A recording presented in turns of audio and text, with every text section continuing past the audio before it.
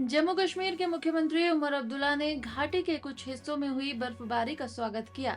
उन्होंने कहा कि बर्फबारी से बिजली, पानी सप्लाई और सड़कें साफ करने पर फोकस है, क्योंकि तेज हवाओं से आज मात्र 100 मेगावाट बिजली ही मिल पाई।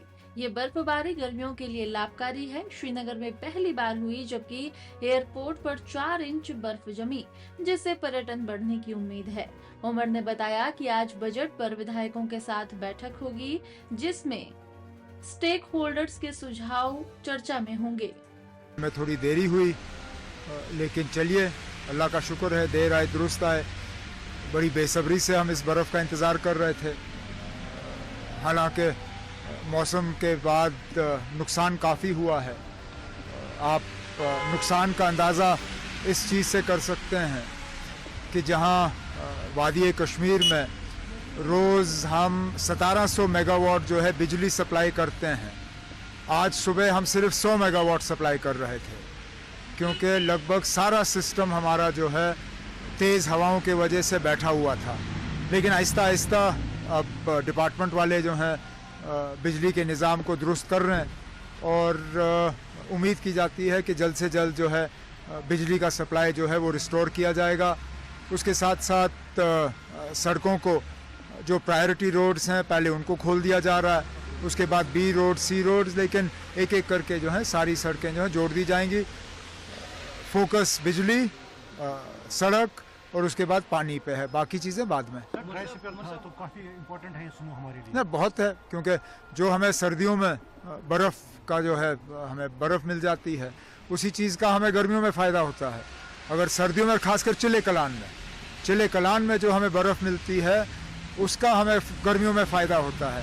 इसके बाद बर्फ़ पड़ती है तो वो अचानक पिघल जाता है।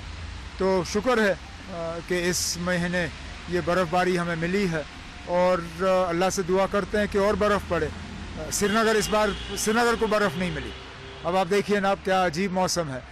पूरे वादी कश्मीर में बर्फ़ पड़ी, यहाँ तक कि एयरपोर्ट में 4 इंच बर्फ़बारी हुई, लेकिन ये हिस्सा श्रीनगर का जो है बर्फ़ से महरूम रहा। उम्मीद करते हैं कि श्रीनगर में भी बर्फ़ होगी। एमएलएज के साथ बजट पे डिस्कशन हो रहा है सर। अभी तो एमएलएज के साथ आज दोपहर को शुरू होगी। अभी सुबह जो स्टेक होल्डर्स हैं, industry, horticulture, agriculture, tourism, higher education, बाकी जो तमाम जो स्टेक होल्डर्स हैं, उनके सुझाव और मशवरे जो हैं वो हमें हासिल हुए हैं और अब जहाँ तक हो सकेगा उन पे हम बजट में अमल करेंगे। उमर साहब, क्योंकि अच्छी खासी बर्फबारी गुलमर्ग में हुई है, तो do we expect hike and boost in the adventure tourism? ये तो जाहिर सी बात है कि बर्फ़ के बाद टूरिस्टों का हम आना जाना जो है उसकी और हम उम्मीद कर सकते हैं। थोड़ी सी बर्फ़ में देरी हुई, उसका थोड़ा सा टूरिज़म पे एक नुकसान हुआ, लेकिन ये पूरे नॉर्थ इंडिया में था। ऐसा नहीं है कि सिर्फ हम ही लोग बर्फ़ से महरूम रहे। उत्तरांचल, हिमाचल, सब जगह जो हैं उनमें इस बार बर्फ़बारी नहीं हुई, लेकिन आज अच्छी खासी जो बर्फ़बारी हुई है। सुना है गुलमर्ग में 2 फुट से ज़्यादा बर्फ़ पड़ी है। उम्मीद करते हैं कि अब और ज़्यादा टूरिस्ट जो हैं वो यहाँ आएंगे और हमारे जो स्की कोर्सेज़ हैं उनको हम सही